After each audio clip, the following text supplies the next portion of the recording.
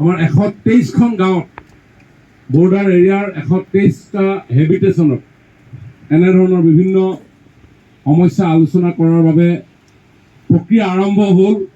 কেইবাটালানিও আলোচনা হোৱাৰ অন্তত যোৱা 15 জুলাই তাৰিখে নামচাইত দুইখন ৰাজ্যৰ মুখ্যমন্ত্ৰী ডাঙৰীয়াৰ উপস্থিতিত এখন ডিক্লাৰেশ্যন হ'ল আৰু সেই ডিক্লাৰেশ্যনতে 123টা জাগাৰ পৰা 68লৈকে আমি নামি আহিবৰ কাৰণে সক্ষম হ'লোঁ।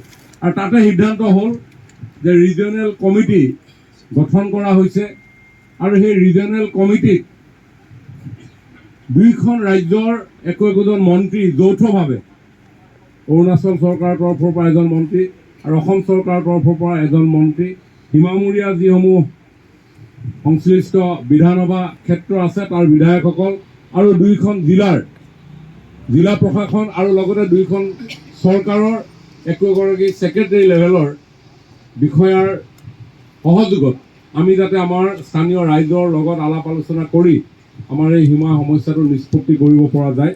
আৰু তাৰ বাবে এই অঞ্চলকেইটাক লৈ গঠন হোৱা যি ৰিজনেল কমিটি, সেই ৰিজনেল কমিটিত অসমৰ তৰফৰ পৰা মোক দায়িত্ব প্ৰদান কৰা হৈছে আৰু আমাৰ আপোনালোক সকলোৱে চিনাকি লংডিঙৰ জনপ্ৰতিনিধি অৰুণাচল চৰকাৰৰ RWD মিনিষ্টাৰ তেখেতক এই দায়িত্ব দিয়া হৈছে। আৰু সেইকাৰণে আজি আমি গোটেইখিনি চোৱা চিতা কৰিম। বিভিন্ন ধৰণৰ ৰিপৰ্ট আছে চৰকাৰীভাৱে।